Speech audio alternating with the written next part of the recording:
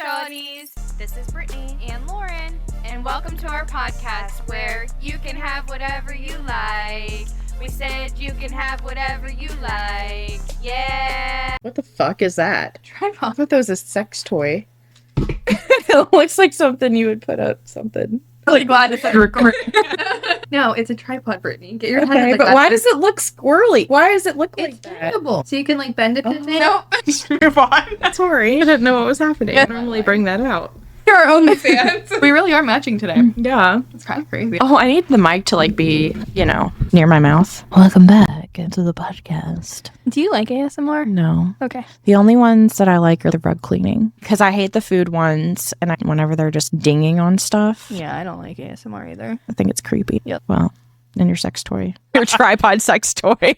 Hey, Shawtys! Welcome to Whatever You Like podcast presented by your hosts, Brittany and Lauren. Hey, Shorties. Today's episode title is Family Affair, which is a nostalgic, fun song that I'm pretty sure most people have heard on the radio. I know back when I was in school, I feel like it played a lot. But anyways, it's by Mary J. Blige. And if you haven't heard it, you're about to. DJ, spin that shit. We're changing it up? I thought it was Let's Party! I wanted to change it up. Okay, I'll hit it. Let's get it crunk up on a fun up on a in this dancery. We got you open, now you're floating, so you got to dance for me. You don't need no hateration, holleration in this dancery. Let's get it percolating while you're waiting, so just dance for me. Come on, everybody, get on up. Now we got to get it crunk. Mary J is in the spot tonight, and I'ma make it feel alright. Come on, baby, just party with me. Get loose, set your body free. Leave the situations at the door. When you step inside, jump on the floor. Let's get it crunk up. Let's get crunk up on dancery. We got your hope, and now you're floating, so you got to dance for me. Hateration, holleration in this dancery. Let's get it percolating while you're waiting, so just dance for me. Well, I would sit here and sing this all day. You were doing a great job. Thanks. Round of applause. I feel like, do you ever see those karaoke's where you're focusing so hard on the word, like trying to keep up, and Brittany's having a whole dance part? I'm like, wait a minute, you're going too fast with the words. Well, I have to look at the words a little bit too, because whenever I was singing it as a kid, I would definitely make up what the words were. And I wasn't 100% sure what she was saying on some of it. Honestly, since that was my first time looking at the words and the lyrics, I could see making them up because the beat is so catchy. I would just probably make them up if I heard the song. Especially if you just hear it on the radio. Yeah. And you know how when you get albums, they have the lyrics in there. I didn't have this album. I think I heard it on a Now CD. So that actually relates to my commentary for today in 200 words or less. Do you want to go first or me go first about the song commentary? Well, I guess since mine's short, I can just go first. No commentary. No. And action. I don't have much commentary. Brittany's going to carry this part of the podcast, so you should thank her for that. I will say I'm familiar with this song at a high level. We found out it came out in 2001. What did we say? You were 8 and I was 7? I feel like that feels so long ago now. But I've definitely heard the song, but I've never really heard it played too much in my upbringing. And we were talking about the Now CDs. I feel like I probably listened to the later Now CDs when I got older. I think that it's interesting because Brittany made me watch the music video for the first time. I will say she had some crazy hairstyles in the music video. You should watch it if you've never seen it. And they do a lot of dancing, so I was impressed with that. It kind of reminded me of an older girl group version of Step Up or something with all their little dance moves. Like it was actual choreography. Yeah, actual choreography. Nowadays, music videos are so produced. It was kind of interesting just to see people dance in a music video. I thought it was cool to watch that, and I enjoyed the different commentaries in it. There's a few parts in the music video that I was like, yeah, no wonder why I didn't see this in my schooling days. It was probably a little too rated PG-13 for Catholic school. It's so tame compared to today, though. I know. Which is nuts. That is crazy. It's so tame compared to today. Because my 7-year-old cousin's watching the WAP video. Oh, but you know what's funny is there's those TikToks that are like, I can't believe I listened to this music back then and sang it out loud. And then you listen to it now and you're like, wow, I can't believe that's what it means. It's kind of funny. There are tamer options than today's music. Because this song isn't really dirty. It's more just about partying compared to some of the songs today. But the video, though, probably wouldn't have been appropriate back then for your school. No, it was funny because recently someone was like, can you believe we used to listen to songs like Birthday birthday sex. Yeah. And I was like, yeah, that's crazy. Good one. Yeah, that's a good one. Nostalgia. Anyway, go ahead, Brittany. Kick it with the good commentary. I did some research on this one, but I will say, just in related to when we were talking about the lyrics, the reason I always got so confused is because, and when I was doing my research, it made sense. I didn't really know what a dancery was. That's what it sounds like she's saying, but I'm like, that can't be right. That's not a word. In my head, I would sing that, but quietly, that part, because I didn't want to look stupid in front of no one. But then when I was looking it up about the song, it is a made up word. It's basically a word coined in the song. And so is hateration and holleration. Apparently, dancery is a dance club. I can see that. Although there was a thread on Reddit about it's like a dance club in a bakery. I was thinking a pizzeria. Okay, that makes sense. A danceria. Yeah, pizzeria. And then hateration means the act of hating on someone or something. Word. Yeah. Holleration, the act of hollering in a belligerent fashion. There ain't Hey, no kids, get off my lawn! There ain't no holler back, girl. I like how our brains go to two totally different. If you want to know who Brittany and I are, I'm going to leave this in. Apparently, these words were made up, and so now they're a thing. Well, that's so because listening to it before we got on here, guys, so I didn't look like a complete idiot. It was funny because I looked at her dead in the face and I said, this is a weird song. The words are weak. They just don't feel like real words. They weren't. They were turned into real words, which I'm trying to like think of another song that's done that. That's more recent, but I can't really think of it off the top of my head. Apparently also, though, in some of the notes, it was talking about the word crunk, which is also a made up word. Well, now it's in our Urban Dictionary, Yeah, but crunk. Apparently this was the first song that used that term as well. I could see that though. And then I think a year later it said Get Low came out by Lil Jon, and then it was more popularized. But apparently crunk means crazy drunk, which I did not know. I thought crunk was just crunk. It was just crunk. But apparently when you're getting crunk, you're getting crazy drunk. I prefer just crunk to be crunk. I think I like both. But I mean, it's a funny word. It's still its own thing. Wait, so where is it at in Get Low? I don't know. I think it's all over that song somewhere. Somewhere. It's probably not in the chorus. Getting crunk, so fresh, so clean. Can she fuck that question been harassed? Okay. I think that's what it is. It's funny though, because it's just the more you know. The more you know. For when we go on Jeopardy someday. The category Millennial Music for 100. And since we're old now, that's something that would definitely pop up. And then the people that are younger than us going on Jeopardy, they're talking about people from the 1900s. They're like those people back then and their music taste. Just to give you a little snippet on the song meaning, it was produced by Dr. Dre, and it's about letting go of negativity, which is the hateration, and embracing unity and fun in a party setting. In a party setting, which was a dancery. And it was a number one hit on the Billboard Hot 100, and it was also nominated for a Grammy. Oh, wow. Cool, he co-wrote it, and she wrote on it too. And it looks like there was a couple different people that wrote on it. I was kind of wondering, because I feel like it's one of those songs that she was really into it. And she said she's back or something. And I thought that was interesting. I'm like, there must be a meaning behind this. Same because of the title of the song called Family Affair. That's true. I didn't really get a whole lot of background information on why that was the title, but something interesting about it, they said apparently Mary J. Blige's mentor, I'm guessing this is before Dre, was Sean Combs. And so apparently he referred to his crew as the family. Maybe that's something to do with that is really interesting because she doesn't say family affair anywhere in the song. And people point that out whenever I was doing research to point out how that's not like in the song at all. What does the title of anything I think it's just meant, well, I have my own interpretation, which is related to the podcast topic today, but I think it was getting somebody to think more about it, kind of like a hook or something. Oh, that makes sense. Do you want to watch the documentary? Yeah, because speaking of Sean Combs, if you haven't watched The Reckoning, though, guys, it's number one on Netflix. You guys should watch it. It's crazy. It's 4 episodes. You should commit and watch it. 50 Cent made it. Yeah, I call it the Fitty Diddy doc. Yeah, it's about Diddy, so y'all should watch it. Well, watch this podcast first and then go and watch it. But speaking of 50 Cent, do you remember the Super Bowl halftime show where he was hanging upside down? It was a couple years ago. Dr. Dre was the performer. So pretty much everybody that has worked with him or the main people under his label are the ones that also showed up and performed. 50 Cent was part of that, and so was Mary J. Blige. She sang the song actually in that performance. At the Super Bowl. And then Snoop Dogg and Eminem showed up and Kendrick Lamar, and it was just a really cool performance. I don't know if you saw it in real time, but if you haven't, you guys should go watch it on YouTube. I probably saw it in real time. I remember them and all them being there. I'm still in the Kendrick performance from They not like it. You know, they all just be calling out people all the time. Have you seen those TikTok memes though now? speaking of the documentary, where it's like how we started 2025 and it was like, hey Drake, and then it flashes to the documentary, the P. Diddy document, how we're ending 2025. No, I didn't see that one. I keep seeing like the 50 Cent interviews where he's just like smiling about everything, which it cracks me up. Well, Lauren, do you want to do your favorite lyric, no context? I like the lyric, if you got beef, your problem, not mine. That's a good one. I like that one. I like all the lyrics in this song, so it's really hard to pick, but I'm going to pick the whole bridge, actually. I can't just like,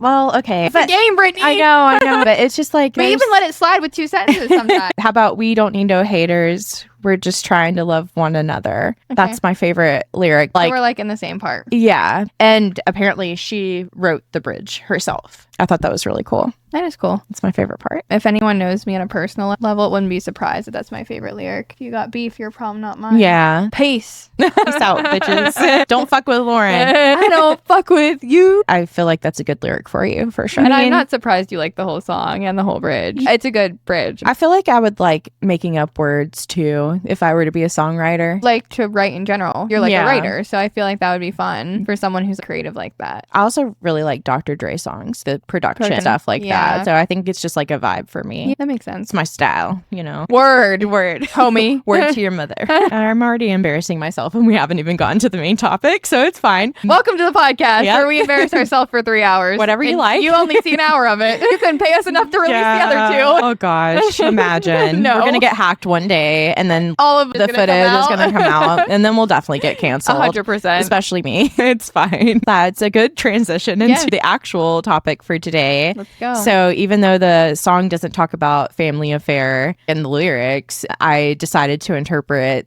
that title. Meaning behind the song. Yeah, my meaning about the song is family can be really stressful. So I thought we would talk today about family drama, which sometimes actually does include affairs, unfortunately. I thought we could have a little discussion, and everyone has it. Let's do it. I actually wanted to kick that off with a quote from Anna Karenina by Leo Tolstoy, where he says, it's the opening of the book. I think it's one of the best opening lines in the book ever. It says, all happy families are alike. Each unhappy family is unhappy in its own way. Google AI actually had something to say about this too, which I love Google AI, as you all know. But apparently this quote suggests that happiness is a uniform state achieved through certain common elements like love, kindness, support, while unhappiness stems from a myriad of unique, specific problems, making successful families seem similar in their core strengths. Basically, what Google AI is saying is that with unhappy families, they all have their own unique set of things that cause that unhappiness. So sometimes it is an affair, or someone shot someone. When that happened. Or someone ran over someone with their car, or marry 4 wives. And then you also just have regular problems that aren't as serious too. I don't know what that's like, but yeah. Yeah, well, there's not enough therapy in the world to get us to that point. I guess my first discussion question on the list for today, and this is just at a high level, I wanted to ask you, what is family to you? Like, is it just blood? Or is it your friends? You know, they say friends are your chosen family, things like that. So what makes up a family? Bad things? Drama? Drama's definitely love? I feel like family is like a loaded term, you know? It can be a jump scare for people, I feel like, asking that question. Brittany thought, why not put it on the podcast? Exactly. I like to start broad and then dig deep. I guess at a high level, I mean, I think family is what you make of it, just like life and friends. I guess it's all a personal experience, how you define family. I mean, our personal experiences might be different than others. So I don't mean to like offend anyone, because I know some people are really passionate about family and family blood and that kind of thing, and that being really important to them. I think for me personally, it's just family doesn't all have to be about blood. It can be whoever you want to be in your life and whoever you feel can be your family. The people you grew up with or you go to birthday parties with and stuff. I mean, relatives or family reunions. I kind of feel like that's how I used to see it growing up. Oh, that's my family. But now once you go through the family trauma and you get to a certain age, you realize that the blood part of it or even that history doesn't really make your family necessarily. I do think a real family should be love and support at the base of everything. I promise the questions are not as heavy and deep as that one. If you lived in an ideal world, or if you have an ideal picture of your future, what would that family look like? I would like to have a husband and kids and it to be not toxic. That would be great. The cycle somewhere. I mean, it sounds basic, but it's really hard to get that. Everyone working together type of thing. I think no matter what, it's going to be complicated depending on how many people are in it and everything. I guess it's like, given my past drama, I'm not sure if I have an ideal situation in mind. I think it's like whatever's meant to happen and whatever's meant to find you will find you. I think when you start putting too much pressure on it, I don't want to say get disappointed, but I think some people are like, I have to have 4 kids or I have to be married by I'm 30. I just feel like whatever's meant to happen in life will find you, but also every scenario is a little bit different. I think some people have these ideal family ideas in mind and unfortunately they don't work out. And then I see some strong ass single moms out there and I see some like badass people who don't have any contact with their blood family anymore, but they have a great life too. And then I see people who they go to giant family reunions and they love their entire family. But I'm not sure I really have something ideal in mind. I mean, of course, being married, being happy, enjoying life, finding your person, having good friends. Having a conventional family these days is less important than having a safe environment or something that is happy. Because I mean, I think that's honestly the problem sometimes, especially depending on your generations of family, like the expectations or your culture. Some people feel forced into the conventional family type and then it doesn't really work for them or you can't force things. And then they're unhappy, but they're doing what they're supposed to be doing, quote unquote. I would rather it be unconventional, but be good. That's why I think unconventional things these days like work out. You know, there are people who end up adopting kids, which I think is great. Things turn out how you don't think it's going to turn out. There are people who thought they married someone and it was great, but they had to separate from them. I think family is what you make of it and who you choose to have in your life, and whatever's meant to happen will happen. I think it's about everyone actively working together as well. It's a family union. Kind of like a Full House type of situation. So that's what I would consider ideal. I actually made my own list today. Whenever talking about this topic, there's so many different things you could talk about related to family issues. So I thought, obviously, we can't cover it all in one episode. So I was like, I'll just make a list of things that came to mind and just see what Lauren wants to talk about. Do you want me to just read the list? Some issues that arise in families are when they discuss politics and have different political opinions. That's number 1 on the list. Well, I think politics these days is controversial in general, so I wouldn't be surprised. Do you have personal experiences of that in the past where people are arguing over politics in your family environment that caused any issues, or was that not a big thing?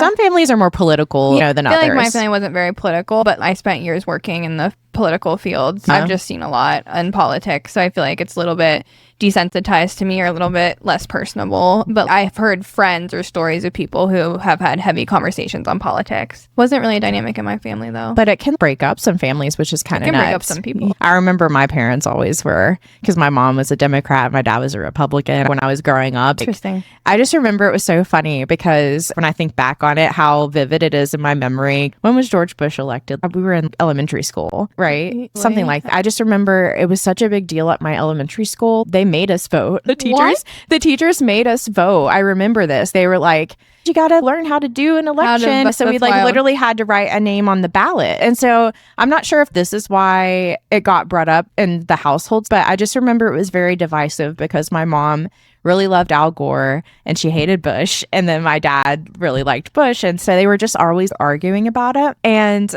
I just remember I was a daddy's girl. So I was like George Bush too. I didn't know what I was talking about. So I think I wrote his name on the ballot and it's funny. I mean, honestly, when I look back on it, I wouldn't really even give a fuck. I don't really get into politics myself. Some people take it super personally. Like they could never do that job that I was doing. So that's one problem that families face. Another one that I wrote down was family secrets. Like people just lie. They say you can't spell families without lie. Yeah. So, you can't spell men without lie either. I'm not going to go into it, but I've had surprises in my family too. And so that's a big one. I agree. Yeah. I mean, I think that's a lot of families though. No family is perfect at the end of the day. That's one aspect. Another one is your romantic relationships. Let's say your family's not messed up, but your partner's is, or they have certain rules or your family does. And it can play a big role in whether or not a relationship works out. You're merging 2 families, 2 different upbringings, 2 personalities, 2 trauma backgrounds. Right. 1 person or 2 people have worked on their trauma. I spent a lot of time in therapy talking about my family issues along with how it affects friend relationships, romantic relationships. I wonder if we pulled therapists. I feel like a lot of people spend time in therapy working through family issues. Well, yeah, they say it's childhood trauma is what causes a lot of our issues. And it's interesting because there's so many levels to that too with relationships, because your personal experience affects you and how you run your everyday life or how you react to things. And they also say, especially in romantic relationships, and I think it's more guy girl, but you're trying to heal something from your childhood with that person. So it's also another layer there. And you also have to deal with potentially your partner's family and how involved they are. Because I feel like I've been with partners that they didn't realize that their family's messed up too. Or like there's some problems 100%. There. Especially guys, I feel like they don't always. Well, they're oblivious to everything. Yeah, they just think it's normal that your mom's following us around. I mean, it's also cultural. I know. Differences can be a big thing too. Well, that's why I think a lot of stuff plays into these dynamics and situations. Yeah. You meet someone and you're gonna build a relationship with them. It's like you're coming from two totally different places usually. Whether it's a friendship or a romantic relationship. So you got to figure out how to navigate that. It's kind of wild actually. When they actually work out, it's like, wow, maybe we should high five or something. It takes a lot of work. And it just reminded me because I was watching Southern Charm last night, like season 2, because I'm just trying to catch up. But it was funny. Whitney's mom was talking about Catherine and about, oh, well, she comes from a good family. It just made me think, because I think she said like bloodline, something very old school. That it's a Southern thing. It's a Southern thing. And people really value that in some places, what your lineage is, you know. There's people that marry just for that, your lineage. Which is kind of crazy. It's kind of crazy, actually. I mean, it doesn't seem fair. What if we don't know our lineage? I mean, if the guy who founded Charleston hasn't wanted to marry me yet. I just feel like that's so outdated. It's almost like you're European back in the 1800s. You know what I mean? Oh, they're coming from good breeding or whatever. Yeah. It's like, what does that even mean? Or you marry your cousin, you know. Well, yeah. And that's another thing, is they kept lines pure by basically marrying your cousin or whatever. It's nuts. Well, I was going to say is, speaking of partners, dynamics and relationships, I would say my biggest flex of every relationship I left is every family loved me. Yeah. From my partner's side, they're like, honestly, I could give two fucks what happens to him. I'm really sad it didn't work out between you guys. I really enjoyed you and your company and having you around. I feel like I always got that feedback and I was like, all right. I feel like I'm going to be that mom one day. Yeah. If I have a son, I'm just going to be catering to his girlfriend. Yes, you need, like, you want to come hang out? I'll be like, yeah, he's hopeless. I'm sorry. Yeah, we'll leave him over there. Let's go shopping. So I always enjoyed that biggest flex, because one of my exes, for a long time, I stayed in contact with his family just because they were so great. You know, he was horrible. Well, that's good you've had that experience, because I haven't ever, I don't think. Maybe a couple different times, but I feel like I've had more bad experiences with that, where either parents weren't present really, especially with moms. I feel like I've had some trouble with that. It's funny because we were talking about, am I the drama earlier? I'm like, am I the problem here? Like, is there something wrong with me? No, that's a more common. Am I not being like polite enough? No. That's a more common scenario. I would say the less common scenario is having that sort of great relationship with their family. Moms get really possessive over their sons. Well, mama's boys. That's a real thing. It is a real thing. Sorry, I've dated some guys that were extreme mama's boys, and it's not very fun. I've been there too. Horrible. It can be hard for sure. Because honestly, from my perspective, I never want to disrespect someone's mom. I know. It's just like they get more involved, I feel, and not knowing the whole story. Of course, they want to defend their son, but that's an am I the drama story, because it's usually the mom. I've heard a lot of those, and it's usually the moms that's the drama for the mama's boy stories. It's like that movie Monster-in-Law. Have you seen that one with Jennifer Lopez? Sounds really familiar. It's basically about that. Like, so that's one. That's got a lot of layers. That's why we would be here all day if we went through every little thing. But another aspect of like family issues that I wrote down is sibling dynamics. There's a lot to unpack there as well, because siblings can have totally different experiences with the same upbringing. They went through the same things, but they can turn out so differently. I'm not saying this is anything personal, but you could have, let's say, your brother is really close with your mom, but you're not. Like, you know what I mean? So there's so many different ways that can happen. I agree. I was the oldest. So I feel like also you can have a different, depending on what order where you fall. And being the daughter, I know because we were both only daughters as well. And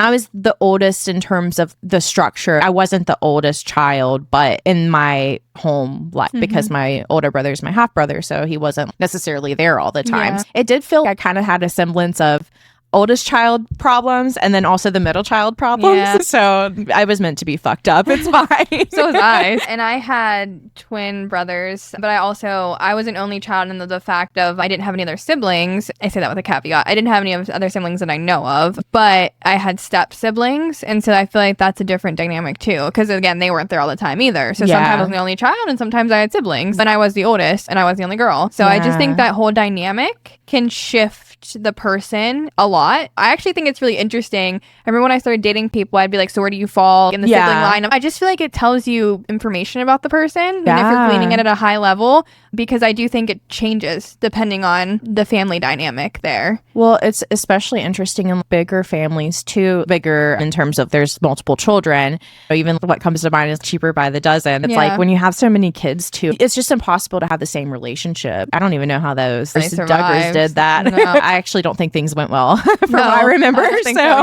So probably not. Let's not do that. Sibling dynamics are interesting. There's the differences in the relationship with the parents. Even to this day as adults, I still feel that jealousy sometimes of like some siblings getting more help or whatever. Then you also have the relationship you have with your siblings yourself. Do you ever want a sister? Oh, yeah. I always did. Me too. I was really sad about not having one, actually. That's why we're sisters. Yeah, we're sisters and life now. partners. We're in a lavender sister. We are in a lavender sisterhood. I always wanted a sister, too. I think that's a common thing. I always ask people, like, did you want a sister? Everyone's like, yeah. Because I also really loved a lot of sister stories when you saw movies. I loved Practical Magic. And I just loved the idea of a sister bond. Because I do think, even though it's not that I wasn't close with my brothers or I'm not close with my brothers, but it's just so different when it's a female and you can, girlhood. Well, I was just going to say, because you had two brothers, so I guess technically your brothers had each other. Yeah, I was left out a lot as a kid. Yeah, so was I, having two brothers. So. Even though I was the middle child and my younger brother was obviously younger, there was a bigger age gap, but they used to leave me out. I played a lot in my room because there were times where I did hang out with them, but I think I just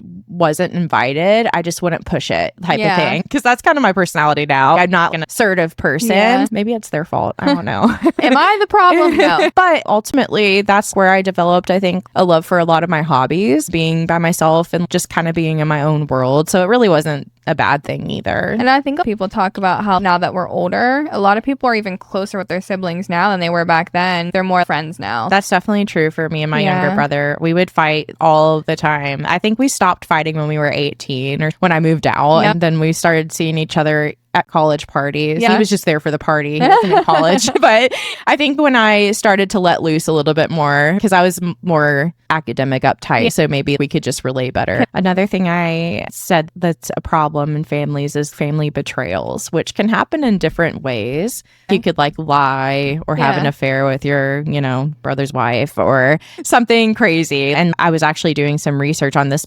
specific topic, and one of the ladies who was talking was just saying why betrayal by a family member is so bad is because it's supposed to be a safe space. So it changes you as a person is what they said. I agree. I think that's why we're all working on it in therapy. I do think family stuff just hits different. And I think something like that can change you as a person. If that makes sense. I feel like you can see multiple things as a betrayal, though. And sometimes I think some of us do have a sensitivity on what is a betrayal. But I feel like a betrayal can also just be simply a lie for someone. And so it's just interesting with that term because the person that's feeling betrayed has a different perspective than the person that's doing it a lot of the time. Have you seen the football coach that got fired? Have you seen that all over the I think I did. news? Yeah. Did he get arrested? Yeah, he got arrested. Yeah, I saw that. Wild. What did he do? He was having an affair with his assistant. So he has a wife, he has kids. He has an affair with his assistant. She's like really young. I'm not sure, maybe early 20s or maybe younger. I don't know.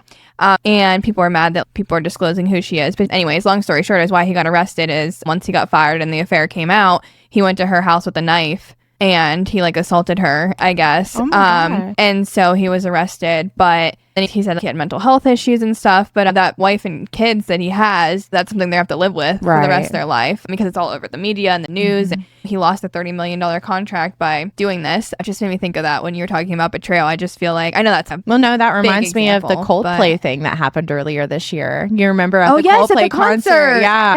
That was one of the things that a lot of people were talking about is how they felt so bad for the CEO's wife and the children and how now they have to go through this big media thing all just because he's having an affair. And in terms of betrayal in families, when somebody does have an affair, men, if you're listening or whoever's doing it, you're not just affecting I your know. spouse. If you have kids, they are going to resent Affecting you. everyone. Just don't do it, guys. But it's not worth it. honestly. And I'm not saying it's just guys. And it takes two people too. It's 90% guys, and they're the problem. So there's a Okay. couple different ways.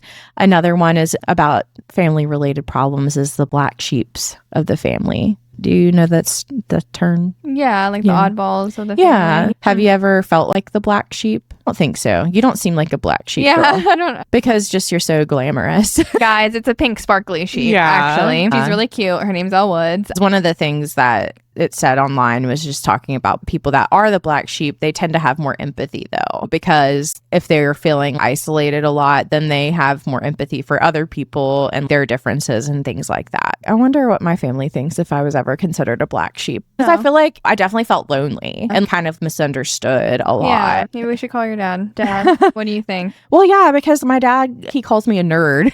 So I'm like, is that a bad thing? I know I'm different. I don't know if I would go to that level of being the black sheep though, because I Yeah. still interact with my family and have conversations. I think there's different ways people view that as well, because there's people that just kind of leave and disappear. And so people might consider them, even though they may have a good reason for that, but they may consider, oh, that person doesn't even talk to us. They're a grump or something. Like the Scrooge. Wait, did Scrooge have a family? I guess he didn't. Or maybe he did, and that's why I don't know. he was all alone. This is how my mind works. This is why I think I'm a gray sheep. I'm crossing the line. We're almost there. We're not there quite yet. Right. But you're definitely a pink sheep. I'm definitely she's sassy. But I don't think we would have gotten here if we all weren't a little bit different in a lot of ways. Yeah. Like I think I have a lot of empathy for people too. And I think just being our personality types, we have that automatically. But Yeah. black sheep's a hard term, I think. And I don't want to say that you don't have empathy if you're not a black sheep. Saying, but yeah. I mean, it is a hard term to define because it varies. It can It's vary. a situational. Yeah. So that's one of them. Another thing is, I think we kind of touched on this, but blended families. Like if you have step parents or even just adoptions or anything like that. Well, I mean, yeah, not that I can give any advice on this topic. I mean, I think most people in my personal life would know that I was adopted. That's not like a shocking thing. And then I've never had a relationship with my biological dad. So talking about like blood relationships, I think a lot of people know that. And so I think that's why family can be just so different for everyone and their dynamics and background. I think you have to give people a break sometimes and a chance to figure it out when you're working through new relationships, whether it's partnerships or friendships. It's just, there's a lot to navigate there and you don't know people's upbringings right away. And so we're all still working on it and trying to figure it out. But I do think, and this is just my personal experience, and I do know a lot of people who have been in blended families too, actually. I think that they can be difficult sometimes, and there's a lot of dynamics there and a lot to figure out. And I do think it has an impact on your life going forward in a lot of different ways. But at the same time, I know a lot of blended families who worked really hard to make it work. How we were talking about sometimes a family is just all being on the same page and the full house making it work, you know. So I think there's both sides to the coin. I always think it's just really sweet when you see blended families work out. I feel like it's just really endearing to see that even though people are coming from different places or even just co-parenting, like if you're the step parent and then you still get along with the biological parent. I think that's always a really successful thing. I love seeing happy stories like that. That makes me happy. People working together. Some families, they're a little too blended. Like everyone's hanging out with each other too much. Are we talking swinging or are we talking marrying your cousin? Yeah, hell. I mean, maybe it's not as common these days. So there is a thing as too much, guys. Didn't you say you saw somebody online earlier about they were marrying their cousin? Or was I just dreaming that? Because we were talking, I said, are they from Alabama? Oh, Which people make that joke about West Virginia too, so I can make a joke about Alabama. wow. Okay, let's move on. Okay, we'll move on. See, this is why I'm getting canceled. Well, this kind of goes into it as well, but divorced parents, even if it's not blended, if neither of them are remarried, but just dealing with that, especially when you're having parents try to sway the kid or something. What do you think about it? There are a lot of parents who stay married for the kids and then they get divorced when the kids are adults. My granny did that. What do you think about that? I guess it is a case by case basis. I think that if you're being abused, you should definitely leave no matter what. So there's those serious situations. I think you should try everything that's available to you to keep it together. But I guess it also just depends on if you still love the person, because if you don't still love them, then I don't think there's any reason to stay, even if you have kids. I don't think you should put your life on hold for that, because I think especially in today's world, it's easier to to go through a divorce process. Not saying it's ever easy, but there's a right way to do it that where the kids won't be as impacted. I've just had a lot of friends who, it's interesting when you talk to them now, because they're like, yeah, I know my parents stayed together just for us. To be honest, I probably would have rather them separated back then versus wait until I'm an adult. Or people who are so shocked when their parents separate later in life and they thought they had this perfect family life. In reality, they didn't. And I feel like there's a lot of trauma to unpack in a lot of ways in those situations. So that's why I think when Brittany was saying, like, you just have to do what's best for you sometimes, and that situation gets different on different bases. I remember as a young child, my parents, they argued about stuff. So I feel like there was always a hint of that potential.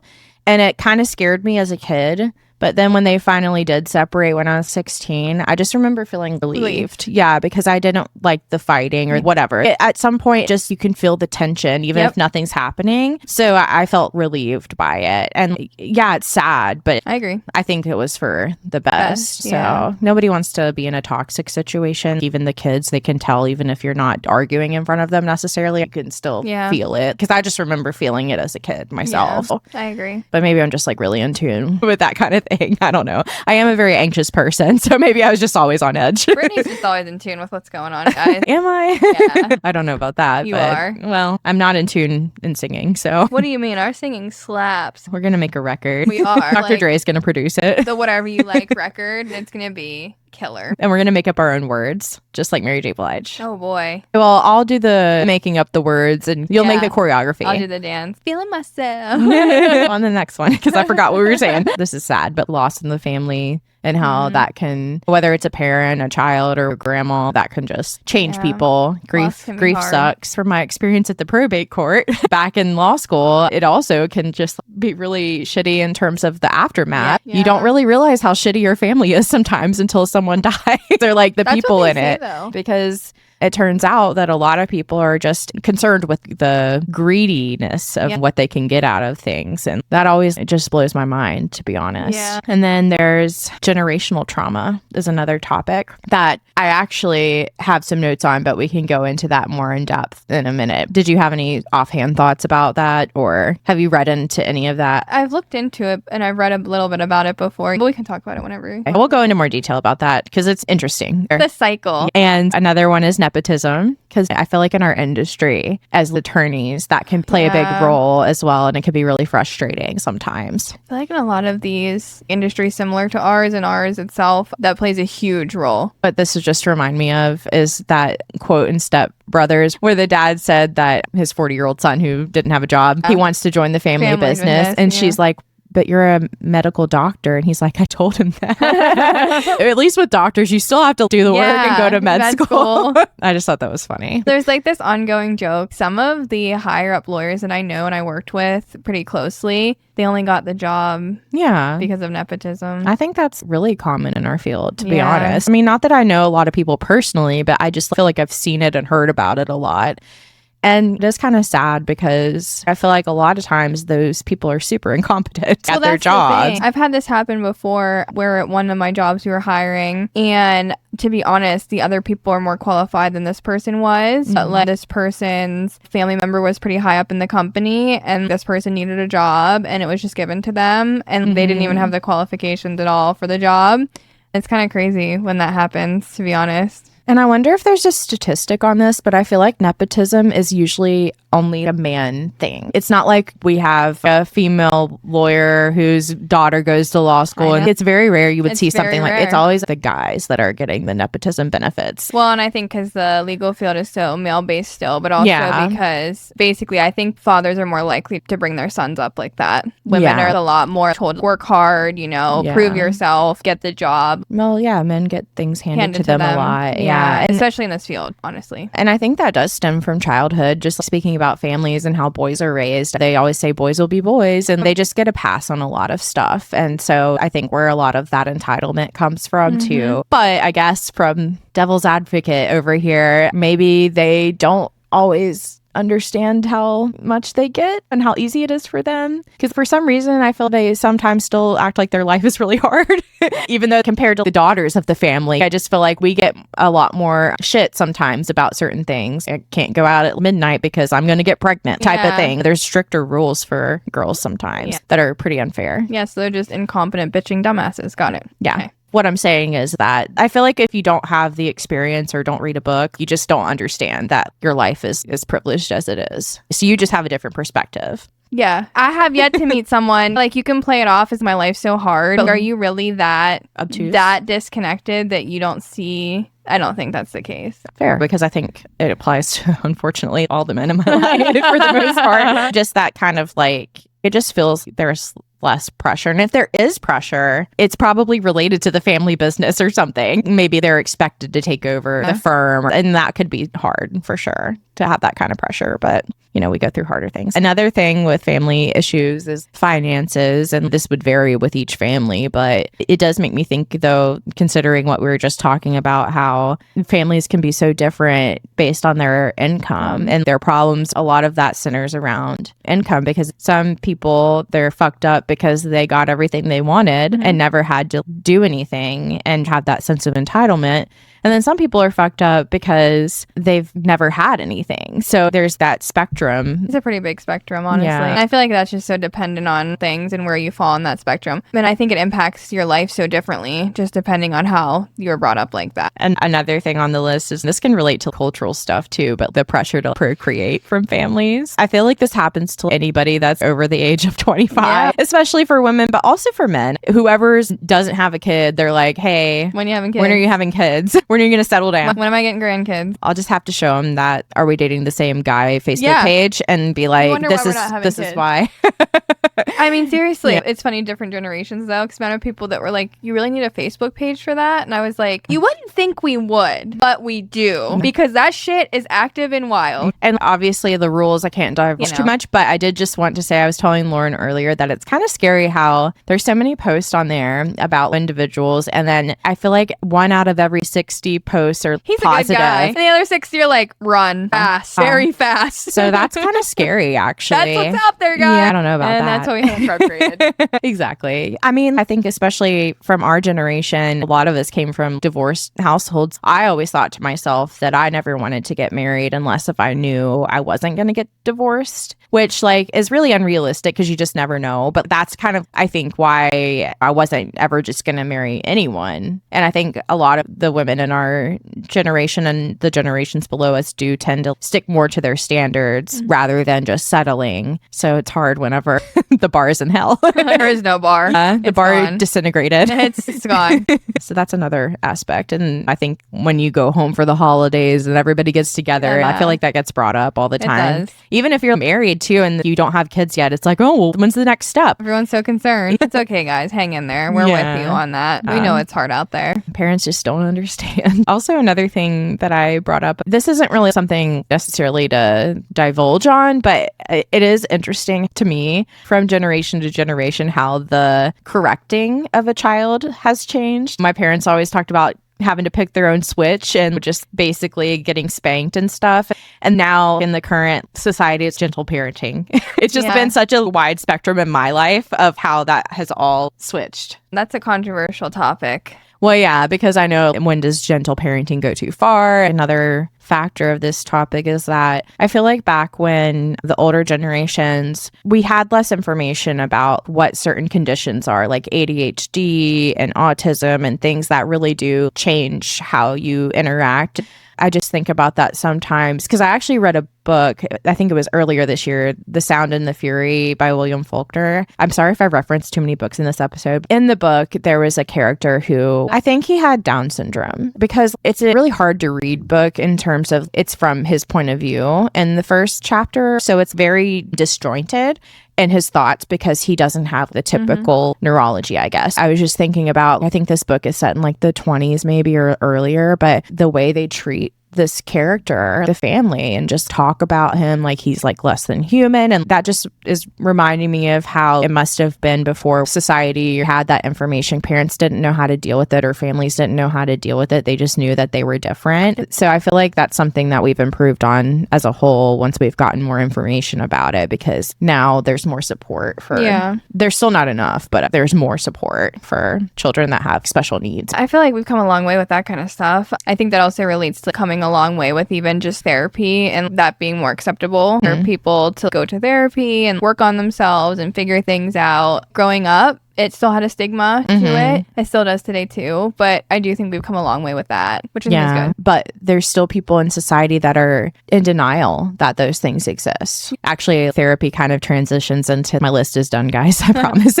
That generational trauma topic, because I just think it's really interesting. I was watching this TED Talk today. The lady's name was Candace Jones. And I think I was like talking about breaking the cycle. Yeah. I think my therapist made me watch her. She said there was like 3 steps to correct generational trauma. So recognizing it, building resilience, and restoring. I watched a couple different videos on this topic, and I will say the common theme with everyone is that therapy is really needed, guys. You need to go to therapy. Everyone should to break a cycle, you know? I know. Obviously, I know not everyone can afford that. You can't. Someone even mentioned at least watch a YouTube video or something that's accessible to work on your and I feel bad for cultures that are less open to therapy, because I know there's a lot of cultures like that, and I wonder how hard that must be, because I feel like, especially with the internet being so prominent, the children that are going through the repercussions of that, they're open to looking up these types of things, but may never be able to talk to their parents fully or get their mindset to change. And then some people are just really diehard about not going. Oh, you know what? I wrote down this quote, guys. I actually miswrote it. We repeat what we don't repair. But for some reason, my brain wrote prepare,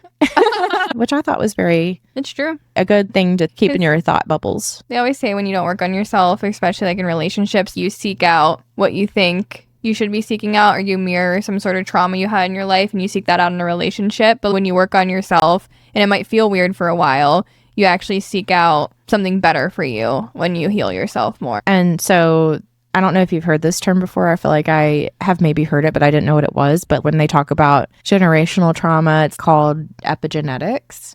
Have you heard that term? I think I have, yeah. So basically, this other YouTube video, her name was Dr. Carolyn Ross, and she was talking about how, I guess with epigenetics, it's talking about how trauma can't change your DNA, but it changes the expression of your genes. I thought that was interesting. I guess if you have a gene for depression, it can be turned on by the trauma. It's still kind of confusing to me, to be honest, but I think I got what she was saying. There's actually a QR code that she had on her video where you could take a quiz to see your level, and you could send it to your family members, and it kind of gives you a better idea because it scores you. And so if you are interested in your family's generational trauma, y'all can just take the quiz and figure it out. That's cool. Did you take the quiz? I want to. I'll probably send it to my parents and just see what our score is. I'm going to read an example that I thought was really interesting, but they talk about you can have generation, and even if the trauma isn't directly happening to the current generation, they can still feel it from there's a lingering thing.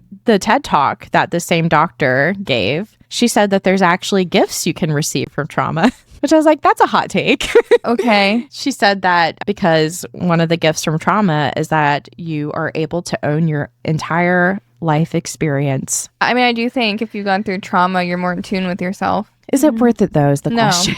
I know. I don't know if I agree with that, but I guess it's always good to look on the bright side of things. A lot of that TED Talk is just about how to break that cycle, because when it becomes that normalized from this point A and it travels down. And I feel like whenever I was like listening to all this, a good reason to do that QR code and quiz, because I think it gives you more compassion sometimes for your parents if you don't understand why they're a certain way. I mean, not saying it's right, but I think it can give you some insight and may be helpful. But the gift you all have and that we have apparently is just being the one that breaks it.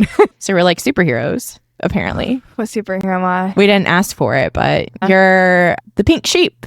The pink Power Ranger or Powderpuff Girls. Those are fun. Oh, yeah. You would be Blossom. I love the Powerpuff Girls growing up. I will say one thing, listening to you talk about that, I'm grateful for, I guess, is that at least in this day and age, we're more recognizing the cycles or recognizing the generational trauma. I think for a long time it wasn't recognized and people weren't trying to fix it. So I'm glad that so many people are working on it and trying to fix it, and it's not as much of a stigma now. I think for me and a lot of people I've talked to who have recognized the fact that they might have some sort of generational trauma, it does impact the thoughts about having kids or not. Because I think you're really hard on yourself and you're like, well, I don't want to bring that on to my children. And I don't want to be the same parent, or I don't want to bring that generational trauma onto my kids. And you go back and forth about, you know, should I have kids? Shouldn't I have kids? I think that's a hard topic and debate for a lot of people who are working through these kind of things. I'm glad that there's resources to work through it now. Yay us. But at the same time, that's really hard to deal with. It's really hard, and I think that's why a lot of people avoid it. It's just really hard work, and it's scary, especially if it's either you're an only child or your siblings don't share the same experience. It feels very isolating to kind of delve into all of that. But I get it though. Superheroes. But that makes us superheroes. She said trauma can be like buried treasure.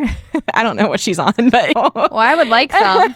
No, I mean, I appreciate the positivity, but at the same time, it's like, I don't think anyone's going to ask for it. I know that's the point of TED Talks, is that positivity behind them. Because honestly, nobody can help that they have it. So it's good that there's a spin on things. She should go into politics. Spin it. DJ, spin that shit. We'll move on. Because the next topic is another list, actually, which you're probably going to hate. Great. But I will say, I really recommend this YouTube video if you do feel like you've gone through family trauma or even in a current situation with a toxic family. I listened to this whole YouTube video, and even though I don't feel like I'm actively going through that, I just felt it was like, wow, this lady, she's young, but she's really on top of her shit. She was giving some useful tips. We're not going to the tips because that's her job. On ours. She's a YouTuber. Her name is Tam Kaur. So that's TAMKAUR. I just randomly found it, so hopefully everything else is good too on there.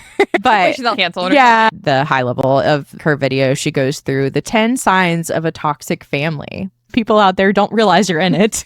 Here are some signs to help you figure that out. Used this like 10 years ago. But this is the list if you want me to go through it. I think if you have any one of these signs, it would be considered. That was my interpretation. So the first one, gaslighting. You know, I don't really have anything else to say. I think we all know what gaslighting is at this point, and it doesn't matter which family member is doing it. Definitely there's a problem if that's happening. But the second one is kind of related to that, is invalidation of feelings and just being dismissive. If you go to a family member trying to tell them how you feel and they just kind of deny it, I heard just say you're just too sensitive or some kind of comment like that. So that's toxic, guys. Shawtys. I keep saying guys, I'm sorry. And then actually number 3 is the black sheep. So that's also a sign. Apparently, if you think differently from your family, you're an outsider. And then she was also within that same context, just talking about if a family has specific roles for each member, that can be kind of toxic. There's the golden child or the protector. That can be a sign of a dysfunctional environment. And then belittling is number 4. So if they're putting you down, screaming at you, telling you suck, that's not good. Some of these are probably really obvious, so I'm sorry, but I just like a good list. I know. This is the naughty list of the episode.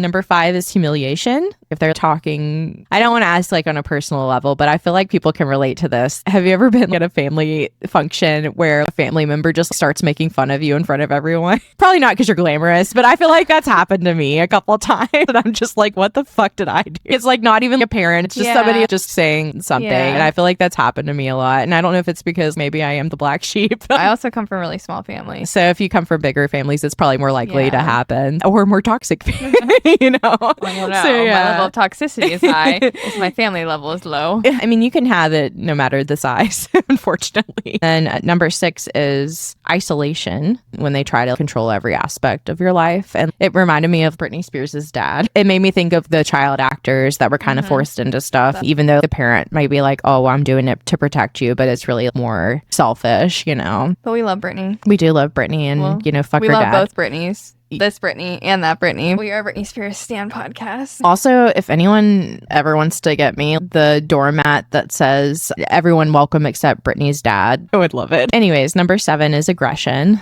That's kind of obvious too. If you're being yelled at or abused, yeah, that's toxic. That's pretty obvious. Number 8, guilt and manipulation. I feel like this is one of those things that it's very subtle. I think that it can be from anyone again, but I think it's subtle whenever you have a family member that's making you feel bad about things that probably shouldn't, because I don't know what happened, but I feel bad about everything. I just feel guilty a lot in general. That may just be a personality type of mine. What but family trauma do you have? I didn't mean to actually answer the question. I just thought that was interesting because especially depending on cultural backgrounds too, a lot of people say family's everything and you got to listen to your parents and blah, blah. So I think that guilt and manipulation may not really register as that at the time, like them exerting parental control, but they're crossing boundaries sometimes. I spent a lot of money on therapy working on that. Moving on. Number 9 is jealousy. I also feel like this is something that I can see in families, not necessarily mine, but just in general, I've seen that. And then the last one, we're finally at the end, is the endless expectations. That's very toxic because it's like you can never do enough to make them happy. It's like once you accomplish one thing, oh, you got to do this. I think it's also like you're getting married. Oh, now you have to have children. There's always something. Always expectations. That sucks. Does fucking suck, let me tell you. I probably wouldn't be where I'm at today if it wasn't for all the expectations. Yeah, I mean, it's like a double-edged sword because it's like if you do respond to trying to meet those expectations, technically you can be really successful from it, but I'll have a lot of trauma. Right, because it doesn't feel like family, then that's not the love and support. That's not the priority. Another thing she said in the video is that family should prioritize love. Well, let's get back to that in this day and age. Prize love. Yeah, I think it's a good mental note. She also said that adversity is a gift. And I'm like, okay. She said something like, you can turn your black sheep into a goat. Or a pink sheep, but yeah. Yeah. Goat. Like greatest of all time. Like be the goat. Because you're like taking your power back by breaking the cycle. You know what? Just watch the video. Another quote, love does not require suffering. Because I feel like that's, even though it's hard with families because you want to do everything right. Yeah. But at the same time, you have to protect your peace. And you do have to protect your peace. I think that's something that we're doing better with. Maybe it's our generation or just society. Is because I just know a lot of people that thankfully people are setting boundaries for themselves. So I think that's a good thing. Again, it's taking your power back. Well, I'm all for protecting your peace and setting boundaries. I think those are two things that you learn in therapy that are two of some of the most important pieces that you get from therapy, honestly, with these kind of like toxic and trauma issues. That was fun. We got to hear Brittany's list. Yeah, that's my list. I'm sorry to depress you all. We'll go on to something, less depressing. Okay, well, the next section is more fun. Okay. I'm sorry for all the lists today. This is a more fun list though, because this is our kind of show and tell. So I just thought we could talk about maybe some media. I kind of went through a timeline for my experience with family and media. I just wanted to list it off because I think it's kind of funny how it changes because these are, I think, the family shows have impacted me. So first off, The Lion King. The betrayal of Scar letting Mufasa die. I mean, that was some fucked up shit. I agree. But think of how little we are when we watch that movie. And we're like, damn, we know that's bad. And then there's also Tarzan, where it's kind of a blended family situation. Even in the Jungle Book, where he's raised by wolves and the panther and stuff. I mean, that's obviously animals, so it's not real. But I think the message is still... I'd rather be raised by wolves, I think. I mean, but the message is, especially with Tarzan, that kind of tears me up even to this day. I think because of the music with it, and I just love that movie. I haven't seen these movies in years. Ages. Have a sleepover and watch them. It's been a long time. I'm still a child at heart, so it's been not that long. I think it's just because also, did you do this when you were a child? Did you rewatch movies a lot, or did you just kind of one and done? Well, if they were movies I liked, yeah. But I guess it wasn't these two. Well, I mean, I've seen these movies plenty, but I feel like they were when I was young. I didn't watch them when I was older, so I was watching like Mean Girls. I feel like it's just because I've seen these movies so much, because I did rewatch them so much, even as a young child. They're just ingrained into me. I could literally probably play it out of my head if I wanted to, especially The Lion King. My dad will tell you because he had to watch it with me. I love your dad. I used to call my dad Mufasa when I was like 2. There's a video of me doing that. I was really obsessed. You have to remember that I blacked out most of my childhood. I feel like these kind of are an escape. So I didn't know if maybe that was the case for you with Disney movies or movies in general. Because I feel like Disney's kind of a safe space. Yeah, I mean, like Hannah Montana and stuff. I was watching that. I know you're just a year younger than me, but it feels like you're more than that sometimes because I watched it too, but I also was too old for it when I watched it, I felt like. No. Yeah. At the best of both worlds. But that's also a family. Billy Ray Cyrus and Miley and, you know, like their actual family, but then on the show. And then, so that's a good example, Lauren. Thank you. And then Frozen, that's a newer one, but that's like siblings, sisters. Oh, you should see it. It's so good. I don't watch a lot of new Disney movies just because, well, I don't have Disney Plus for one, but I also just don't have kids. But I have seen Frozen and that is a good one. We'll put it on the list. Big Summer Blowout. You'll know when you watch it. Anyways, and then Annie, which is not animated, but you know, did you watch Annie growing up? I think I've seen it, maybe. You know, I was really into orphans. I thought I was running an orphanage with my baby dolls. Yeah, you can imagine I was super into Annie. You know what? I should have guessed that. I also really liked musicals. We're all in this together. That's where my mind goes. Well, then there's also the shows, Rugrats, and then the Wild Thornberrys. Did you watch that? Yeah. They were kind of a cuckoo family. Yeah, I do remember them. Very eccentric. I do remember the Rugrats. The Simpsons, and then I also wrote down the Brady Bunch, which I didn't watch a lot, but I just remember when you think of family TV shows, that's one of the ones I thought of back when we were young. And then also we had the music groups of our generation that were like family, the Jonas Brothers, and then Hanson. But I didn't really follow Hanson that much. I was more of a Jonas Brothers. I feel like I was too young for when Hanson was really big. Oh, I don't know who that is, but yeah. The bop. They were a younger band, kind of like the Jonas Brothers, before the Jonas Brothers, but they were a 3-boy band, but they were all brothers. I think it was a little before our time. We were too young to be in quote love with them like people were with the Jonas Brothers. What's your favorite Jonas brother? My favorite Jonas brother, it used to be Joe. I knew you were going to say that. But I think nowadays it's Nick. And Nick's my favorite. They have an interesting dynamic too. I think it's interesting how they broke up, came back together. I would love to hear their family dynamics. I bet it's interesting. And then also about that one brother too. They have the one that's not in the band. Sorry, you can't join. It's kind of interesting that, I mean, maybe they just didn't want to, but they never ended up having a TV show. That is interesting. They don't give me the TV show vibe. I feel like it's just because they wouldn't be into it. I feel like the timeline goes to, okay, we're getting a little bit older.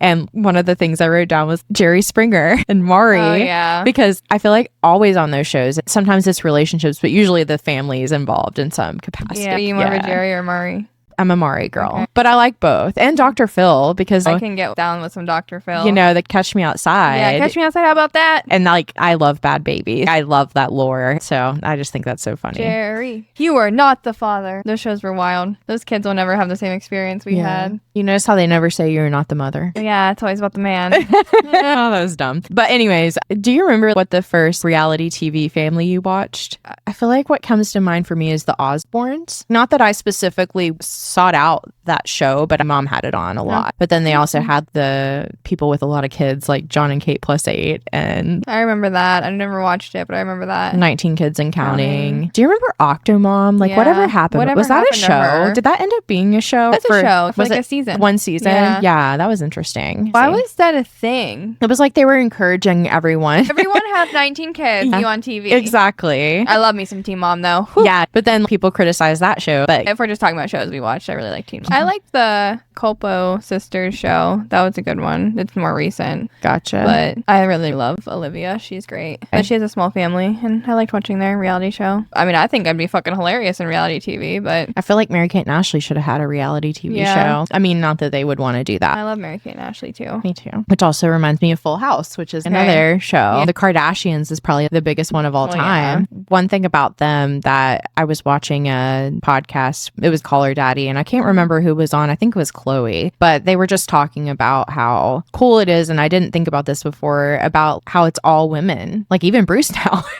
You know what I mean? But I mean, you don't see that very often when it's a family that's really big and strong, and it's like all about the females of the family, really. That is interesting. You don't think about it like that. Because when you say who's your favorite Kardashian, you don't really think about the men part of it. You just think about the women. I actually just saw a TikTok recently where, did you see where Kim and Courtney got in like a physical fight? I don't know if that crossed my desk. I feel like maybe I did. I'm going to have to send you the clip because it Okay. was really surprising for me because I was Yeah. surprised at how they were hitting each other, like punching each Interesting. other. It was serious. And I was Wow. like, wow, that's one of the 10 signs.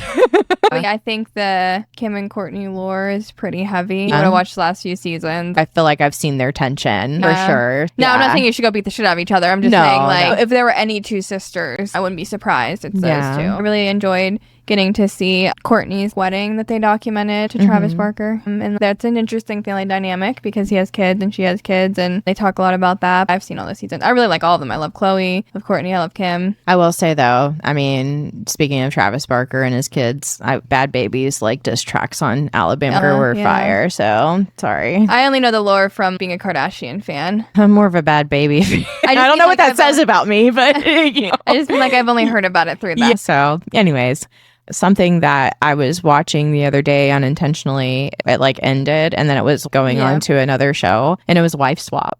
Have you seen that? Yeah. And I know that's an older show, but that was kind of That's fitting. kind of crazy that we used to do that. It is a very interesting. I don't know how much of it is scripted or what, but Day and age, I can't see them doing wife swap. I mean, That'd be it was interesting though because they were basically picked people from completely different lifestyles and swap them. swapped them. That show was crazy too. I don't know why they only did the wife swap because the wives are the ones that do the most. Well, yeah, no one. They're wants like a in charge of husband swap. the family dynamics maybe in America. Yeah. But anyways, that was funny. Then I also wrote down Family Feud. I like that show. And Celebrity Family Feud is funny too. Actually, I remember going Kim and Kanye went on Family Feud. Yeah, because I love Family Feud. Seventh Heaven was another one I thought of. Have you watched that or seen like the clips of it like recently? I feel like I've probably seen clips of it. Because like I remember watching it and it's kind of a religious based show, but I've been seeing clips on TikTok and when you rewatch the clips from the show and now you're like, that is really fucking weird. The sister was like wanting to learn how to kiss and the brother was like, you can practice with me. Wow. I was like, okay. Well, back to marrying our cousins again. Yeah. No, I mean, when you watch it back, you're like, okay, that's actually not normal. That's wild. Shows back in the day were wild. And then Sister, Fresh Prince of Bel-Air, Gilmore Girls, Gossip Girl. These are all just dramas, you know? Yeah. The Vampire Diaries, Brother Relationship. This Is Us. Have you seen This Is Us? That's a good one for blended families, I think. And I mean, it's sad, but Started it and I just couldn't. Not my vibe. I cry. Yeah. I mean, I haven't finished the whole thing. Probably enough of my personal life. I get that. That's why I watch trashy reality TV. It makes me feel too, better 'cause, about myself. Back then, I was just in my feels when I was watching it more regularly, and now I just try not to watch sad things. You know, then I'll spiral into depression and then be there for 3 months. Although one sad show we both watched that I also put on the list was Your Honor. Oh, yeah. Because that's a newer show, but it also is very interesting in terms of family, what you would do for your family. Yeah. Well, you haven't watched know. the new show yet, but yeah. Wait, what do you mean? The one I told you to watch. I need to put it on my list. It's like about a family, so the whole family dynamic. So I feel like a lot of podcasts are talking about it right now, but obviously I won't spoil it for you unless you're not going to watch it. I literally sat there and watched all the episodes in one sitting, and like my jaw was on the floor. Oh like, my gosh. I was wow. It was a really, really good show. No, I definitely want to watch it. You just got to tell me the name of it. All her fault. I've never heard that. Well, it just came out, and there's only one season, but it's like going viral for being one of the newest, craziest shows out there. Have you ever seen The Queen's Gambit? No. Well, it's a limited series, but it's really good. It's about chess. And the main character, she is in I guess you would call it an orphanage. Because she's also redheaded, too. And it's kind of funny because I'm the one that's been adopted, and Brittany's like, yeah, orphanages. And I'm like, okay, should we like go run one or something? I think it's my calling, actually. I'm just really into orphans. That's a really good show. That's also kind of Put it an on the interesting list. family thing. I've heard of it, and it's one of those shows that people recommend, and I just haven't watched it yet. So I'll put it on the list. We'll just switch the shows. I'll watch All Her Fault, and you watch The Queen's Gambit. We'll report back. Just some other things I listed. The Menendez brother. They did that new as a limited series. Kind of fictional, but kind of not. Yeah. That was interesting. And then, have you heard about the Ruby Frankie stuff? Yeah. The mom who They locked her kids away and chained them away, got away and escaped. Right. But she had a YouTube channel. Yeah, She was promoting her kid. That's And her wild. daughter wrote a book too, a memoir. I haven't read it yet, but I do want to. I only heard about it because they talked a lot about it on the podcast when it all happened. Yeah. The shit was wild. Wild. I- Horrible, but like wild. Because I actually was watching, not her specifically, but I was watching information about families that are being on YouTube. There is a family that I watched because the kids weren't really on there, to be honest. And I don't watch it much these days, but I would just watch the lady grocery shop for her kids. And so there's this debate about the parents that are, I guess it's like they're like exploiting their kids. Did you see that new law they passed in California? I don't remember. About how if you're gonna have your kids online, you have to set aside part of the money you make from having your kids online in a fund so your kids can have it once they get old enough. I didn't see that. Because in California it's more, so now people are actually leaving California. Just for that? That's such a red flag. Because now it's required they have to report their income, and then they have to show that they're setting aside a certain percentage for each kid that's presented on the family channel, and then those kids get it when they turn 18. No, I did not know about that. That's wild. It's kind of interesting too, because when you think about these child actor stories from back in the day and how they didn't get any of their money because their parents basically stole it all. I mean, hopefully that's still not going on. I heard that when this law passed, it was one of the biggest laws that have ever passed. Like, there's no other laws like this out there. So that's why it's like a huge deal. They didn't think it was going to pass. I know. I follow this kind of stuff because I like learning about new laws. It ended up passing and people were pissed. How many family channels are out there? Because like, I don't know any. I mean, I guess a lot of people are based in California. Are they going to all move to Utah? Probably, honestly, or Texas. Like somewhere where you're like, okay, you just like do whatever you want. I will say it seems like there's a new push in social media for people like to stop showing their kids online. I think it's going in that direction more for newer channels, newer people online. People like our age or younger. So that's all I had for my list. We can just move on to our next little game section, check-in, whatever you want to call it. Well, are you playing the lottery? That'd be wild if I was like, yeah, my secret hobby is to play the lottery. Play it all the time. I wouldn't be surprised. No. I've played the lottery before and I've won before, but not like... Like a big one? No. Like a big chunk? No, just like a good chunk, you know. But what's a good chunk? Like $5,000 or like... No, I've won a couple thousand before. Wow. You must be a lucky person. No. Okay. I've been dealt a lot of bad cards. I think sometimes the world just feels bad for me and they're like, here. Okay, well, then what's happening with me? Because like, I feel like the world just keeps taking more money from me. And I'm like, something's got to give, right? I feel like some people, there's a balance. You can have really bad trauma, but then money falls in your lap. You know what I mean? Yeah. I don't know. Maybe I'm just ungrateful. You're a really good person. Oh, yeah. That's rich, right? Yeah, apparently that's a treasure. A buried treasure. Yeah, I'm gifted and it's priceless. It's priceless. You know, they say that if you keep having good karma will come back to you. Maybe. It will. We're so young still. Every day I just think like I live in fear of the next tragic thing to happen. I'm just like, there's something bad gonna happen today. It's funny that you say this because the other day I was sitting there and I was like, so what fucked up shit did the person in my past life do? Yeah. That, like, the karma I got is this shit. I get it, guys, but I'm just saying at a high level. I'm like, what did my last person do? Because I would like to have a conversation with them, to however I got here. Whatever generational trauma the last person, you know, who lived this Lauren life. I think about that too. I'm like, was I Hitler? Like, what happened? I think about that all the time. I promise it wasn't the intention. I'm trying to fix it. You're trying to put good karma into the world. The next person who's Lauren, hopefully they have a better future Lauren.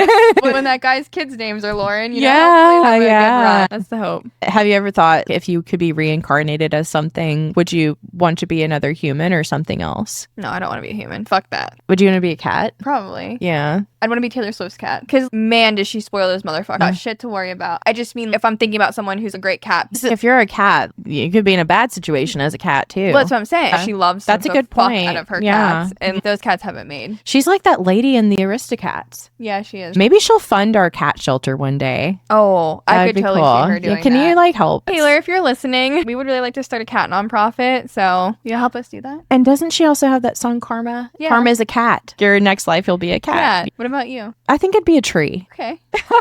Because they live a really long time and they just kind of sit there, but they like see it all, even though they don't have eyes. But then again, they get chopped down and turned into paper. But maybe I'll be chopped down, turned into paper, and like Stephen King will write a book on me or something, you know? That would be cool. Well, we're not saying chop down the trees, guys, but that would be cool if that happened. I'm like, where would you be a tree at? I think I would like Australia? Yeah, like Australia, like a field somewhere. Yeah, somewhere that's really pretty. And a big tree. Have like a koala in your tree. Yeah, or just like have somebody sitting at the bottom of the tree hanging out with me. Yeah. Well, I could tell you, I know you really well. I would have never guessed you'd say tree. That's just the first thing that came to my mind. Also, maybe like a dragon, but those don't really exist. Well, yeah, we're talking about real. Unless you've seen a dragon recently. No, I haven't. A dragonfly. Because I was also like, maybe a unicorn, but those don't really exist, I don't think. And I think, but being a horse would be cool. Being a horse would be cool. Being able to run, like a wild have my horse. mane like flying. Yeah, usually rich people have horses, so that's probably worth it. But- Wait, what's your sign again? Is it? I'm a Capricorn. That's a goat. No, but like, is it air? Oh, it's an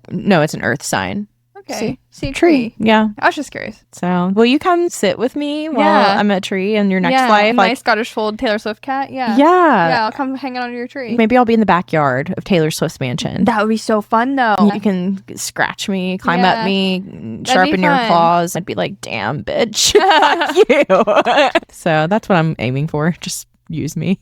Either use me or leave me alone. That's the tree motto. Next to the next.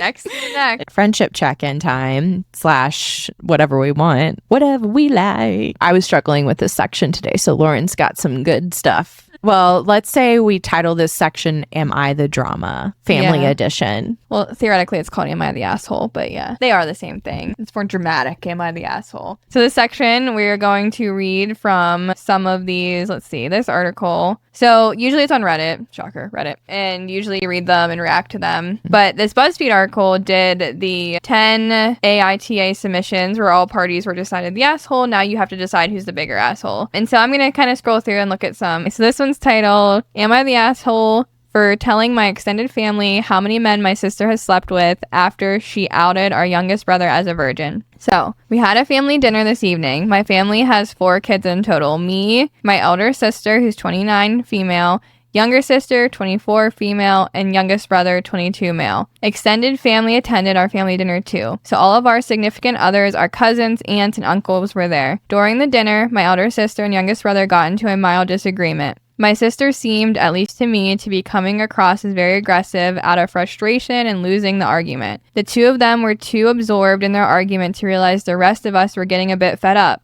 Eventually, my sister got fed up and said, "Shut up, I'm not going to argue with a 22-year-old virgin." My brother hadn't made any personal attacks up until this point. It was completely unprovoked. I think it might have been the alcohol, as my sister is a mean drunk. Anyway, I immediately told my sister to grow up, and she was making an embarrassment of herself. She replied by saying everyone knows he's a virgin and she didn't say anything wrong. This annoyed me, as my brother definitely has confidence issues and doesn't need to be made fun of like this. So I responded by saying how she slept with well over 100 men while she was in college, and that since everyone in the family knows this, it's not a big deal, right?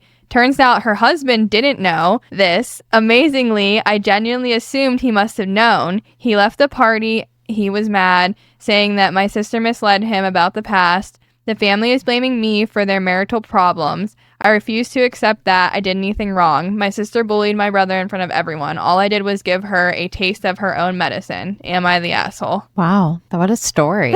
I wish that was televised. Okay, well, actually, I think it's kind of hilarious that she called him a 22-year-old virgin. So I guess I'm an asshole.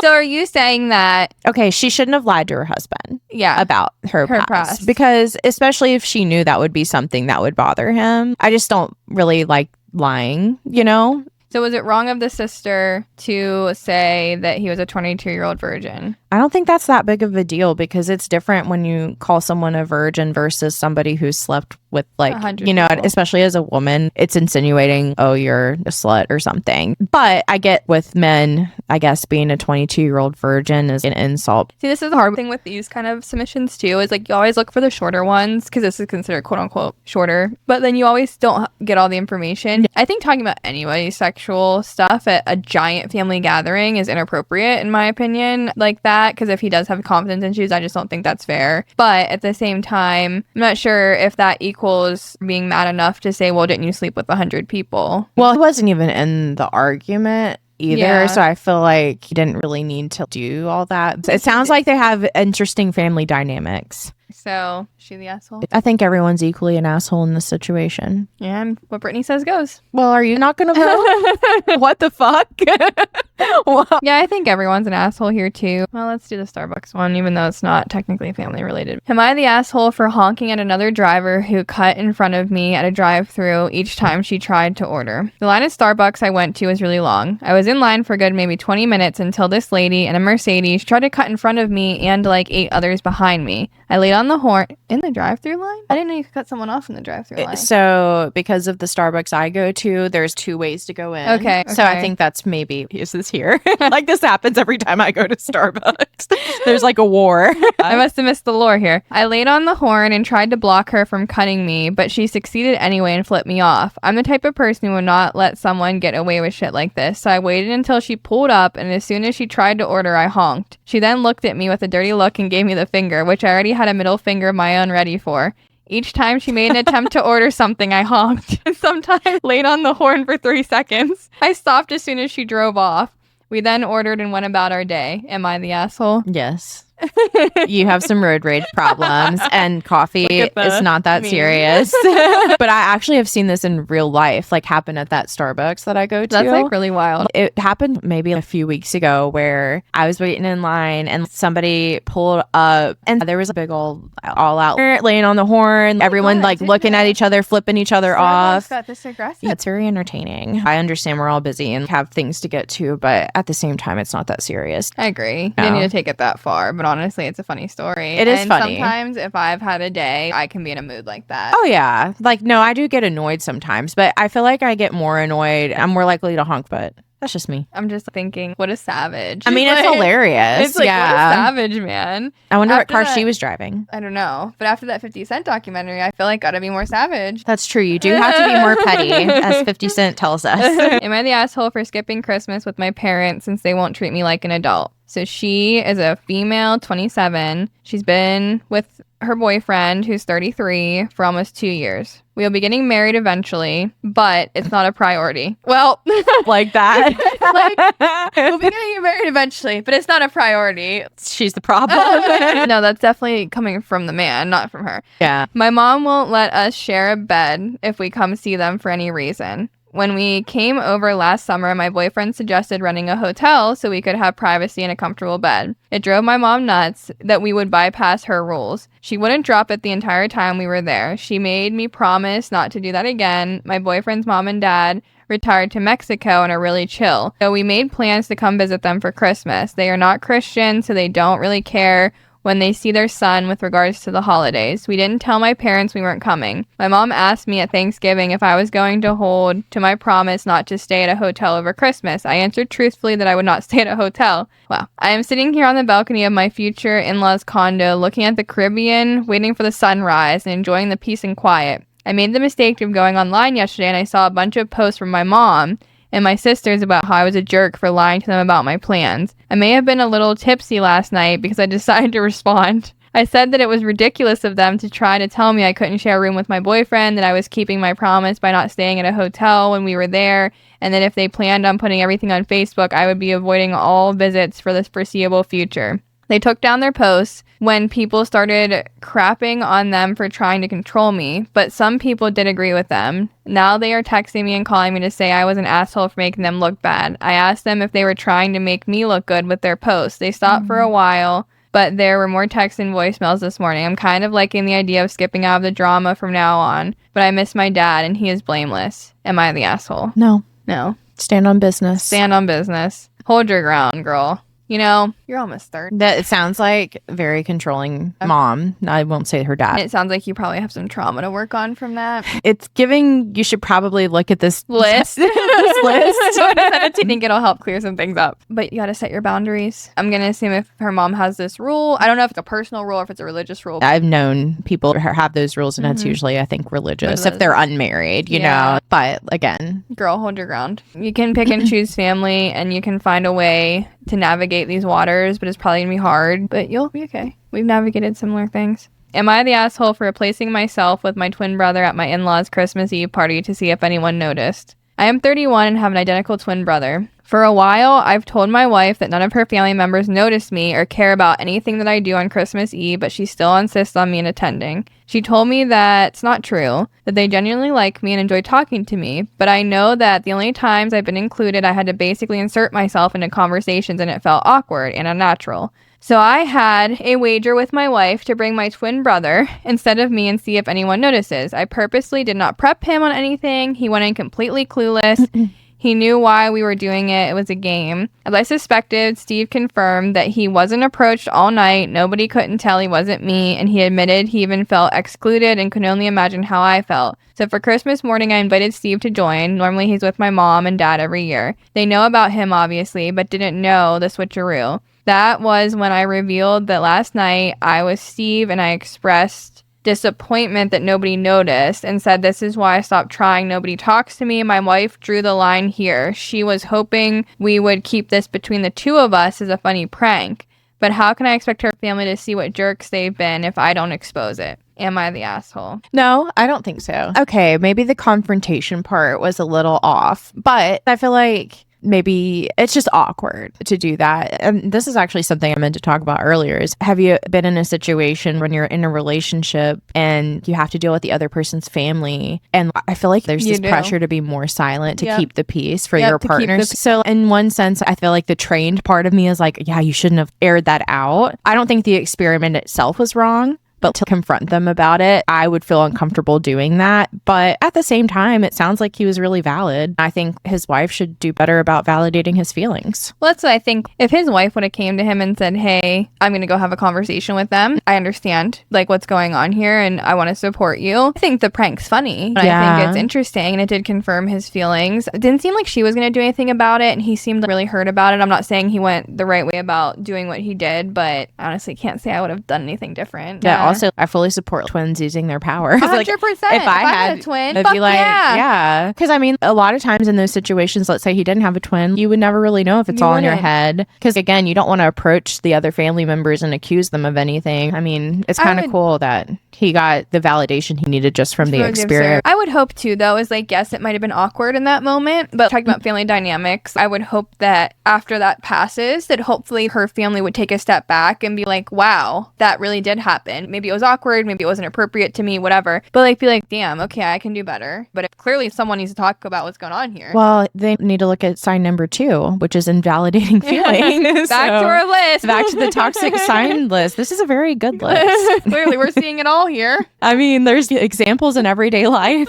sometimes multiple per person. All right, well, this one's about Nepo. So, am I the asshole for calling my step cousin a jealous bitch because she said I get everything because of Nepo privilege? My step cousin, I'll name her Lila for the post, and I are in the same field. We work at a company that is co-owned by my boyfriend's dad. To put it simply, Lila's jealous. She thinks I don't deserve to be there and get everything handed to me. I am a hard worker and got a promotion recently, which set her off even more. Both of us had actually been applying to some other jobs as well. She got one of them, so she's going to move out of state soon. I also got an offer but decided to stay here because of the promotion. We had a family potluck over the weekend, of course. A lot of them had heard of the promotion and were congratulating me. Lila was there and she seemed fine throughout the night, but at one point my aunt, her stepmom, said something about how proud everyone is of me of being so successful in a traditionally male-dominated field. I just said thanks and told her I'd gotten an offer from another place too and decided to stay, and I'm happy I have options for what I want to do. Lila overheard this and came at me saying it's not about your options but your Nepo privilege,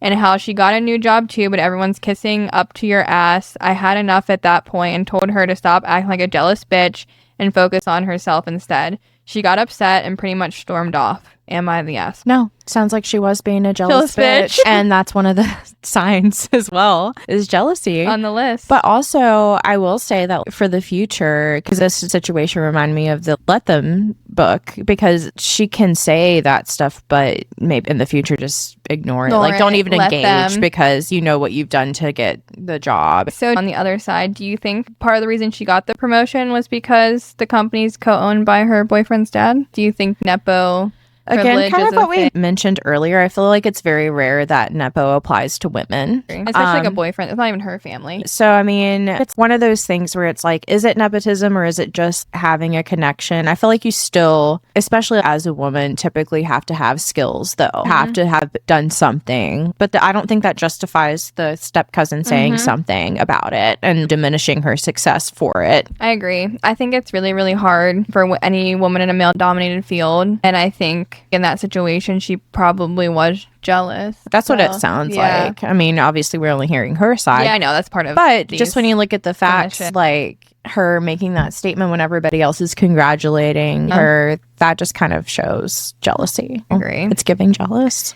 Giving jealous. Plus, like, she has a new job. Go focus on that. People self-sabotage a lot, too. Well, people are dealt different cards in life, too. I don't think I would even outwardly say to somebody that's a beneficiary of nepotism, unless if they had came at me first, maybe. I wouldn't go out of my way to be like, oh, hey, you're only successful because of this reason. Yeah, well, I may have done that before. Well, they probably deserved it if you did it. It's just like when you really work in a male-dominated field and you work really fucking hard and you're judged so much by men and it's so hard to like get their jobs, get a promotion, work your way up. There are times where it really gets to you. I think the let them thing is a really helpful tool in that aspect of it because you don't want to like degrade you as a person and change who you are. But also, like, there's been times where I've had to have conversations or go off on people because of the disrespect. You know what's funny is I've always said that I didn't become a lawyer because my parents are lawyers. And I never wanted to have the idea of I'm given a career because of my parents. Yeah, this is a big topic in Hollywood, too. Like, Nepo babies. Yeah. Huge topic. I mean, personally, I feel like I do appreciate the people that have worked hard, their stories, the underdog, basically, more than somebody who was just kind of handed a role. But, I mean, there are people that are technically Nepo babies that are also talented as well. And they do work hard. So I think it just depends on how you take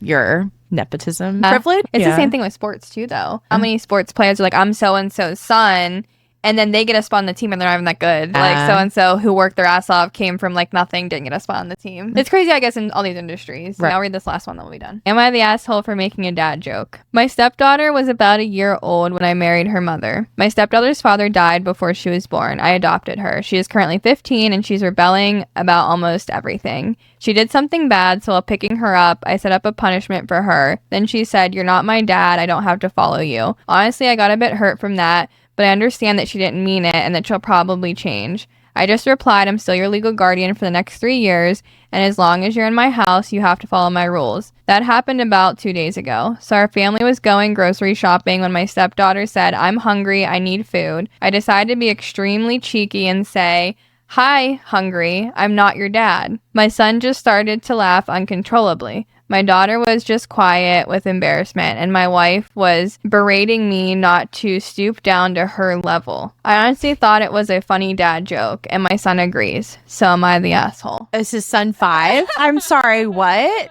No, he is an asshole. Like, what the? I was really proud of his first response. I know. To what she said, and then he just went and fucked it up. Just like typical man. Yeah. You know, God forbid they can't do it like from start to finish. You know, they can't do anything right. I just feel like it was really petty. He is the asshole. We decided that. Final decision. Right. And all I was going to say to close it out was that I do think step parents have a different dynamic than regular parents. And so it's a really hard thing to juggle. And it's a delicate topic. So you can handle it better next time. As the adult, you should tread more carefully. Because 100%. I think it's normal for a 15-year-old to be in that situation. I think every step parent's probably had that happen where they're like, "You're not my dad." As a kid who had step parents, I said that all the time. Yeah. Now that I'm older, I get it. But when you're that young, it's hard to navigate a real dad versus a step parent. I mean, that's hard. I think when you take on that role, you should expect that. 100%. As the mature adult, you should realize that it's not personal. That's a normal reaction. And you should teach your son that that's not funny or the right reaction. Yeah. And also, how is that a validation for you, sir? That your son's laughing at you. Are the asshole. Final verdict. Final verdict. I should have got the gavel for this. Yeah, we should have. I feel like we're back on like, Jerry. The results are in. You are the asshole. Not the father, but you are the asshole. That was a good one. I think that wraps up this segment, and I hope you all enjoyed it. And hopefully, if you'd enjoyed it, we can do more. So anyways, don't be anything toxic, guys. You know, like, you deserve better.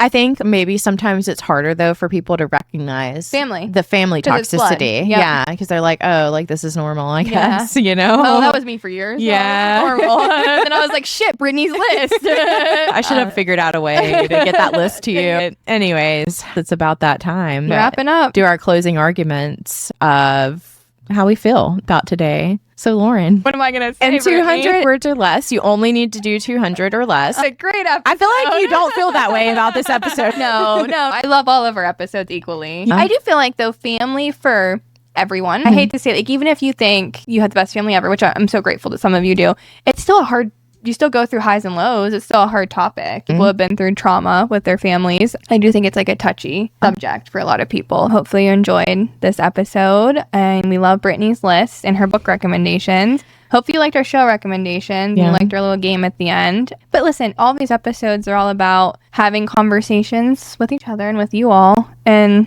I still think it was a great episode. Maybe I just have too much trauma to unpack. Lauren's like, I wish I was Taylor Swift's cat. I wish I was that tree. At least I have to talk. Well, you did a good tree impression. I'm really good at that, guys. Hire me for your parties.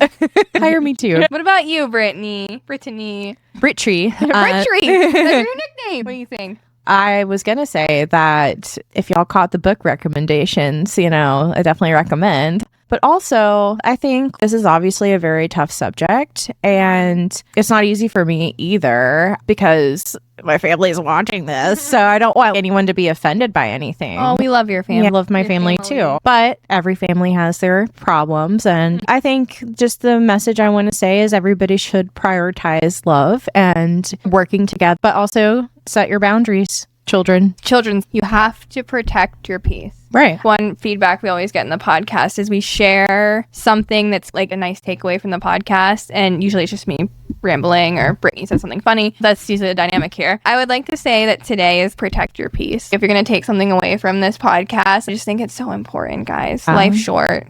Do that for yourself.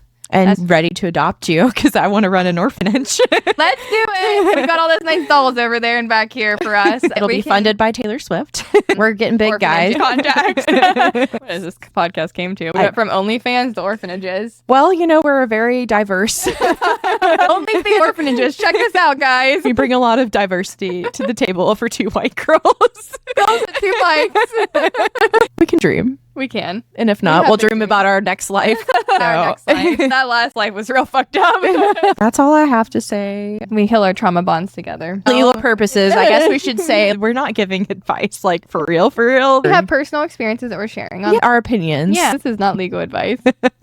I mean, we're not telling you to rob a bank anyways. I don't think we're saying anything harmful, but also don't be an asshole or we'll rate you. Okay, guys. Thank you all. Thank you so much. It was such a pleasure. As always, we'll see you next time, and like and subscribe to our YouTube, Spotify, and our Apple Podcast and our Instagram and TikTok. Literally everything you can find with us in it. Because we're great and you love us. You should do that. We love you so much, and we'll see you next week. All right. Bye. Peace, Shawtys. Peace, Shawtys. Mwah.